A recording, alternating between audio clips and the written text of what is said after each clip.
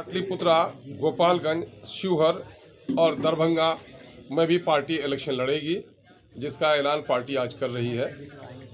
मधुबनी से भी काफ़ी दबाव है, उसके बारे में हम लोग गौर कर रहे हैं, लेकिन इन जगहों पर पार्टी इलेक्शन लड़ेगी, जिसका ऐलान हम लोग कर रहे हैं। और कई उम्मीदवार हमारे यहाँ हैं।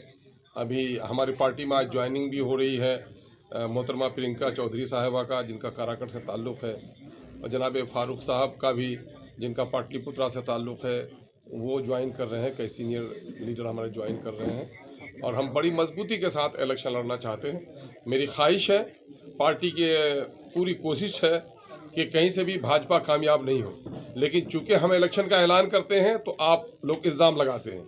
हमारी पूरी कोशिश रही, 2020 में भी मैंने तमाम तर मिली ऑर्गेनाइजेशन को कहा कि मुझे गठबंधन का पार्टनर बना दिया जाए।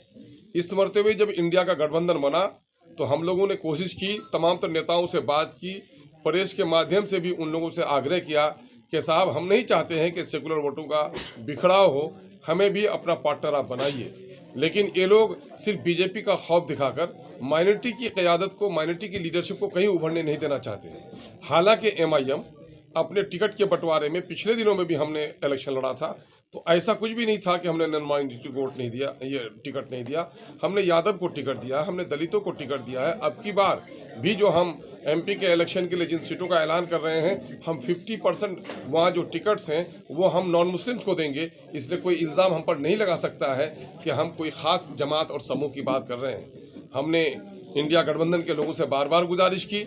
बहुत सारी हमारी जो मुस्लिम संगठन हैं, मुस्लिम तंजीमें हैं, इन लोगों को भी यह खदशा रहता था कि हमारे आने से सेकुलरों का बिखराव होगा। इन लोगों से भी गुजारिश की कि आप भी हमारे लिए वकालत कीजिए कि हम सेकुलरों का बिखराव नहीं चाहते हैं, लेकिन हम अपने वजूद को बाकी रखना चाहते हैं। क्या मुस्लिम लीडरशिप के लिए कोई गुंजाइश नहीं है बिहार में? क्या सोकॉल जो सेकुलर पार्टियां हैं, ये पार्टियां सिर्फ मुसलमानों को बीजेपी का खौफ दिखाकर दबा कर रखना चाहती हैं? अभी जाति आधारित जो गणना आई है, जो हम लोग चीख रहे थे, चिल्ला रहे थे कि माइनॉरिटी के लोगों को इन लोगों ने हाशिए पर डाल दिया है, और ये 30-35 साल के दरमियान में, जिसमें राजद, जदयू, कांग्रेस और भाजपा सभी लोग शामिल रहे हैं, मुसलमानों की 60% नौकरियों से इनको वंचित कर दिया गया। जाहिर है कि बिहार में इस वक्त नौकरियाँ सलाहियत पर मिलती हैं। चूँकि मुस्लिम अक़लियत के लोग पसमानदा हैं, पिछड़े हो गए हैं, गरीब हो गए हैं, उनका एजुकेशनल अपलिफ्टमेंट नहीं हुआ है, तो उनको विशेष वो रिजर्वेशन दिया जाए, उसकी बात भी सरकार नहीं सुन रही है। जो OBC लिस्ट में जो रिजर्वेशन का शेयर है, वो शेयर भी उनको नहीं दिया जा रहा है। और आज किसी से बात ढकी छुपी नहीं है कि नौकरियां अब सलाहियत से ज़्यादा पैरवी पर बिहार में मिल रही हैं। जिन लोगों का पहले मास्टर रोल पे बहाली होती है, उन्हीं को परमानेंट किया जाता है, तो वहाँ पर सलाहियत देखी नहीं जाती, वहाँ पैरवी देखी जाती है। इसलिए और जहाँ अभी जो आई है, जो आर्थिक आंकड़े आए हैं जाति आधारित गणना में, उसमें ये दिखाया गया है कि जिन जिन क्षेत्रों में मुसलमानों की आबादी है, वो क्षेत्र ज़्यादा पिछड़ा रहा है, वहाँ पलायन ज़्यादा हुआ है, वहाँ गरीबी ज़्यादा रही है, वहाँ पर नाना किस्म की बीमारियाँ ज़्यादा रही हैं। इसलिए हम लोग बिहार की एक बड़ी आबादी, जो नज़रअंदाज करदा आबादी है, उस आबादी को हक दिलाने के लिए संघर्षशील है, लेकिन हम सबको साथ लेकर चलना चाहते हैं और काफ़ी दबाव है। इस वजह से इन सीटों का हम ऐलान करें। एक बार और ऐलान बता दिए, है ना? हम तो सीमांचल में लड़ ही रहे हैं, उसके साथ ही काराकट, पाटलिपुत्रा, गोपालगंज, शिवहर और दरभंगा, इन 5 सीटों का हम ऐलान कर रहे हैं। और मधेपुरा से भी काफ़ी लोगों का दबाव है, उसके बारे में पार्टी को रेजोल्यूशन भेजा गया है ना। मधुबनी से काफ़ी हो गया है, तो उनका पार्टी को भेजा गया है। नहीं अभी सोशल मीडिया में ये बात चल रही है कि RJD के नेता आपसे संपर्क कर रहे हैं, आपके आवास की तरफ भी आ रहे हैं। क्या इस तरह की कोई बातचीत है कि चुनाव में आप? भाई मैंने पहले भी कहा रहा था कि मेरा दिल भी खुला हुआ है, मेरे दरवाजे भी खुले हुए हैं। कोई बुलाए तो हम उसके यहाँ जाने के लिए भी तैयार हैं, कोई हमारे यहाँ आए तो हम उनको बुलाने के लिए भी तैयार हैं। और फिर कई संगठनों से हमारी बात चल रही है। हम लोग चाहते हैं कि बिहार की जो शोषित पीड़ित जनता है, उसको न्याय मिले, एक अच्छी सरकार बने, और उस सरकार के बनाने की कड़ी कहीं न कहीं दिल्ली से भी जुड़ी हुई है।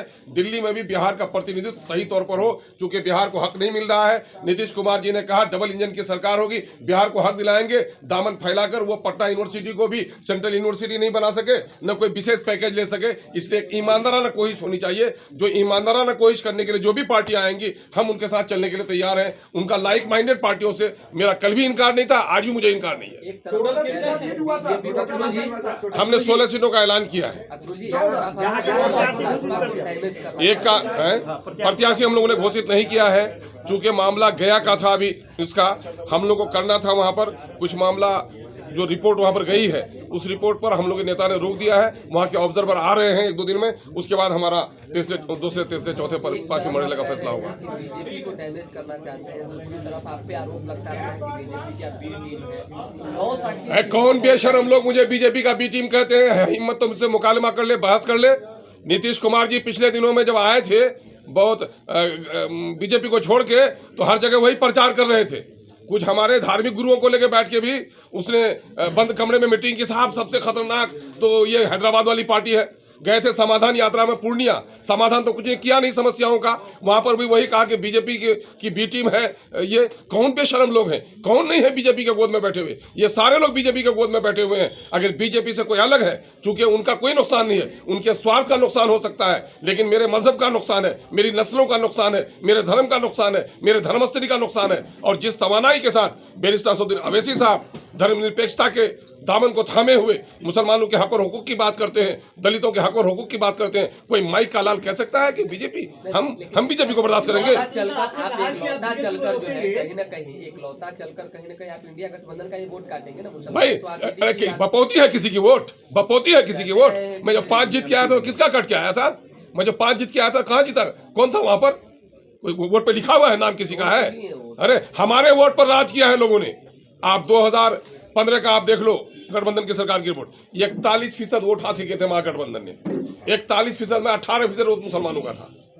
23% वालों को 25 मंत्रालय नहीं 34-38 मंत्रालय मिली, और जो 18% माइनॉरिटी के लोगों ने वोट दिया 4 मंत्रालय झुंझुना उनको मिला। हक से महरूम कर रहे हैं। अभी तो कुछ भी नहीं कर रहे हैं आप, एमपी भी नहीं है ना? अच्छा, किशनगंज में आपका मुकाबला है, जनता दल यूनाइटेड के उम्मीदवार जो है नॉमिनेशन कर रहे हैं मास्टर मुजाहिद, तो बीजेपी के साथ है। कल तक आपको एजेंट करते थे, जावेद आपके खिलाफ है। इसीलिए तो मैं कह रहा हूँ कि रणनीति क्या होगी आपकी वहाँ पर? मैं तो कहता हूँ इन लोग का रंग रूप देख लिया ना। कल बीजेपी को भगाने के लिए नीतीश जी मसाल जुलूस निकाल रहे थे, और आज जाके करें हुजूर अब कभी नहीं भागेंगे आपका दामन छोड़कर, है ना? चटिया और गुरु का जो रिश्ता होता है, जाके माफी मांग रहे हैं गोया। ये करने वाले हम लोग हैं। ये दोनों का दोगलापन हम लोग के दरमियान में है। मैंने नीतीश जी को 2014 में पहचाना था। बिहार के लोगों को पहचानने में देर लगी, और जब मुझको टिकट दिया था मुझको क्षण भर देर नहीं लगी जब बीजेपी की तरफ से कदम बढ़ाया था। मुझको कहेगा बीजेपी के बारे में? कौन लोग हैं ये? सारे लोग बीजेपी के यहाँ, यही अभी किशन के कैंडिडेट के बारे में कह रहे हैं। ये पिछले दिनों मसाल जुलूस निकाल रहे थे, और आज कहाँ गए हैं?